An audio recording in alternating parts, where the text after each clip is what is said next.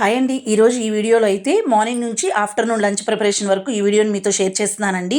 ఇక్కడైతే ఈ ర్యాక్ని night clean చేసి పెట్టుకున్నానండి. ర్యాక్స్లో ఉండే అనవసరమైన వస్తువులన్నిటిని రిమూవ్ చేసేసి వాటిని సర్దుకుంటున్నాను అనమాట. తర్వాత వెజిటేబుల్స్ని తీసుకొచ్చుకున్నాము. వెజిటేబుల్స్ని వేటిని ఏ బాక్సెస్లో స్టోర్ చేసుకోవాలో అలా స్టోర్ చేసుకున్నాను. పుదీనాని ఇలా పిల్లలకి ఇచ్చి ఒలవమని చెప్పానమాట. కొత్తిమీరని అయితే నేను ఒలిచిపెట్టుకున్నాను. కొత్తిమీర కాడలను అయితే ఇలా సపరేట్గా తీసి పెట్టుకుంటానండి. వీటిని సాంబార్లో కానీ, రసంలో కానీ, పులుసుల్లో కానీ యాడ్ చేసుకుంటే ఫ్లేవర్ చాలా బాగుంటుంది.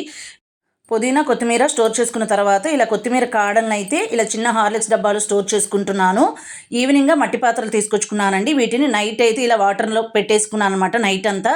తర్వాత వీటిని సీజనింగ్ చేసుకోవడం కోసం మనం బియ్యం కడిగిన నీళ్ళు ఉంటాయి కదా, అవి పోసి పెట్టుకుంటున్నాను. ఈ వాటర్ది మగ్గులాగా ఉంది కదండి, ఇట్లా బియ్యం కడిగిన నీళ్ళు పోసేసి దాన్ని అయితే పక్కన పెట్టేసుకొని ఈ చిన్న మట్టి పాత్రను అయితే స్టవ్ మీద పెట్టుకుంటున్నాను.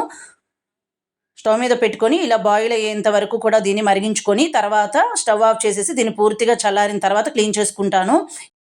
వెజిటేబుల్స్ అన్ని సర్దుకున్న తర్వాత ఇల్లంతా ఒకసారి క్లీన్ చేసుకొని ఫ్రెష్ అప్ అయిపోయి లంచ్ ప్రిపరేషన్ అయితే స్టార్ట్ చేస్తున్నానండి. ముందుగా బియ్యం కడిగేసి అన్నానికి పెట్టేసుకుంటున్నాను.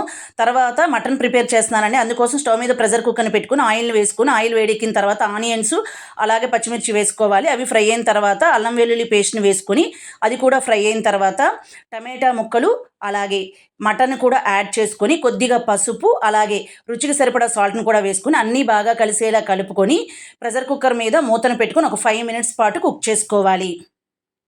5 నిమిషాల తర్వాత ఇందులో ధనియాల పొడి అలాగే మటన్ మసాలా పొడి రుచికి సరిపడా కారాన్ని కూడా యాడ్ చేసుకొని అన్నీ బాగా కలిసేలా కలుపుకొని మళ్ళీ కుక్కర్ మీద మూతను పెట్టి ఒక 5 మినిట్స్ పాటు కుక్ చేసుకోవాలి. ఇలా కుక్ చేసుకోవడం వల్ల మనం యాడ్ చేసిన పొడులన్నీ ముక్కలకి బాగా పడతాయి.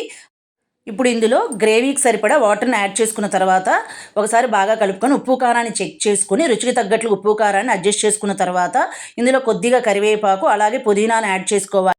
మటన్లో పుదీనా ఫ్లేవర్ చాలా బాగుంటుందండి. వేసిన తర్వాత ఒకసారి బాగా కలుపుకొని ఇలా మటన్లో ఉన్న వాటర్ మరుగుతున్నప్పుడు కుక్కర్ మీద మూతను పెట్టుకొని 10 విజిల్స్ వచ్చేంత వరకు కుక్ చేసుకొని స్టవ్ ఆఫ్ చేయాలి.